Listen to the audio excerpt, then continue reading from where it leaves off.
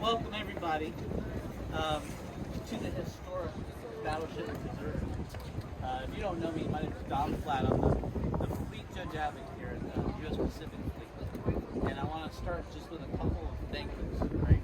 So first thank you is Nick. We don't promote a whole lot, right? 3, 4 tops. And every one of these is special. And if you look around, there's like a million places to do an event like this, a special event. And I appreciate that you picked this place and then you picked me, because this will mean a lot to me. Trust me, I'll remember signing important documents on the deck of the Missouri. Even though it might feel a little bit like surrender. But I'll say this too. Thank you to Judy and Jean, who came from, Judy traveled from Ann Arbor, Michigan to be here. But that's not what I'm thanking you for. I just really want to thank you for this kind of servant's heart and commitment to our country that you instill in our family. We know your husband served in the Navy, but we also know that you both have imbued him with this sense of service. I think you all know, like, fewer than 1% of Americans serve on active duty and whatever you put in him to make those choices to get here, we appreciate it. He's been an important guy for us. So thank you. Okay, so look around for a second and just imagine this whole harbor filled with ships like this. It's like December 6th, 1941. The entire Pacific Fleet, if you can imagine San Diego, Washington, Lemoore, everything was in this harbor. There were ships 2 abreast this size, right where we're standing, and they wrapped around the Fort. Okay, just over those mountains, right, the White Age, were the Japanese on their carrier. No one the wiser. And where was the Missouri on December 6th, 1941? Anybody know? Trivia guy? No, it was in Brooklyn. So December 6th is when they laid Missouri's keel at the shipyard in Brooklyn, and didn't show up to the war 5 years later.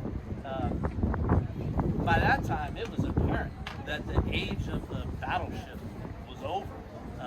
It was all about strike from aircraft carriers. In the modern Navy that it is today, kind of started on December 7th. Missouri was nowhere around. As an interesting side note for all us lawyers, that was actually foreshadowed in a court-martial in 1925. There was a general officer court-martial for insubordination. He was critical. Actually, he called the Army and the Navy leadership treasonous for continuing to invest in battleships as opposed to aircraft carriers. That guy was prosecuted. So that's just a side note for us lawyers. But the history lesson kind of continues a little bit, because what does a battleship like this do in the new age of kind of sea-based strike, in the dawn of kind of the importance of naval aviation? What did Missouri do in the war? And a few things, right? Missouri did battleship things, right? It pummeled the mess out of a few islands in the run-up to amphibious operations for the Marines. But mostly, what it mostly did is things it was not accustomed to doing. It was a plane guard for the carriers. It was kind of the lead blocker, right? A reconnaissance craft, because its armor helped it survive sea states that others couldn't. So it would be like the advanced, and then we would fall back and use all these anti-aircraft guns to be like the original air defense commander for our carriers. And then this thing is so big and carries so much fuel, it was actually used as a tanker, as an oiler for the destroyers of the company, because the logistics was lagging so far behind. That's a little bit of an object lesson, because no matter what, we may think our purpose is when we join this outfit, and no matter what we may feel we're supposed to be doing, that gets overcome by events. I think we all feel that sort of acutely in this environment, but it's how you react to them, right? Do you see that as a frustration? Do you see that as a disappointment?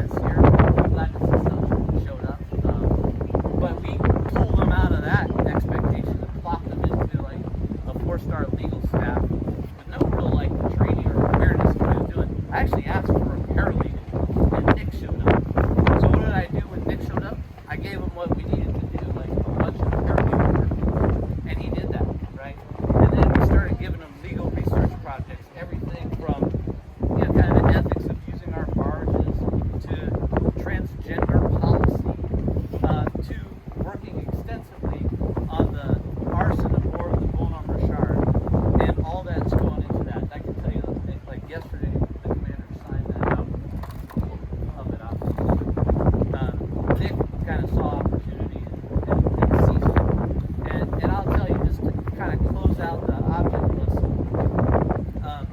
Our core values, everyone knows them, but I kind of describe it like this. We expect you to show up, right? We expect you to show up with the commitment and the integrity and the versatility to do what is necessary. And when you do that, right, you may be part, whether you're like a platform like the Missouri, or a person like a cook that mans a gun, or whether you're like a first tour judge advocate, you commit to those things, and what could happen is you become enshrined in Navy history, or you promote to lieutenant. So we'll do that now. Attention to all right, raise your right hand. I, Nicholas Monck, do solemnly swear to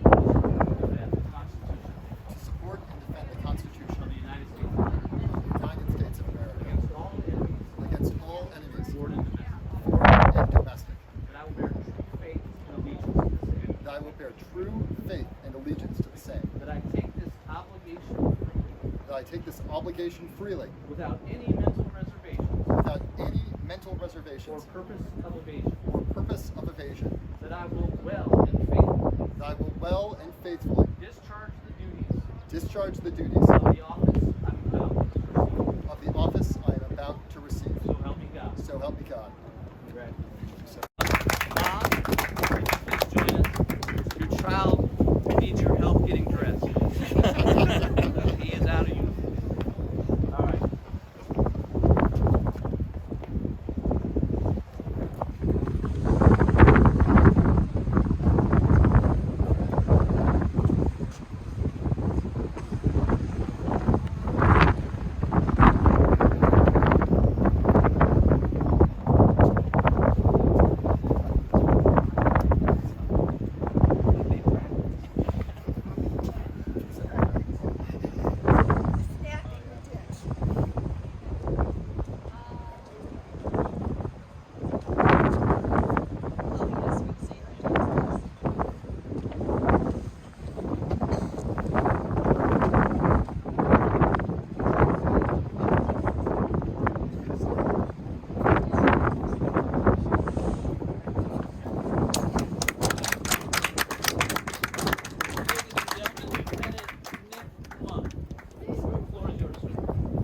Thank you so much, sir. You know we talk about Ohana all the time. For probably my mother who hasn't been here, Ohana means family.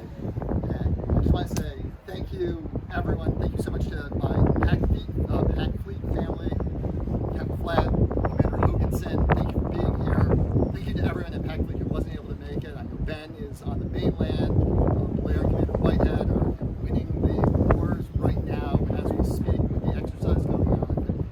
Thank you. I really appreciate the opportunity and their willingness to come over and take the time. I cannot say thank you enough for just the mentorship and the guidance I've already gotten from you. Thank you to my Rosso family for supporting me when I went over to PAC Fleet, for supporting me in assistance, for supporting me in command services. Just really sincerely thank you all so much for being here, for being friends, family, co-workers, fellow officers, just everything. You are what make the Navy experience just so fantastic. So really sincerely thank you. And then thank you especially to my own real family, my mother who was here, my father who was unfortunately not able to come. Thank you for teaching me, for training me, for giving me the experience, the willingness to join the Navy, to go to law school, to shape me and make me who I am. So thank you all to my family, to my Ohana, everyone who's here. Thank you. Before we leave, just one quick thing. The commander of the Pacific Fleet signed out a letter of commendation for Nick. I'm not going to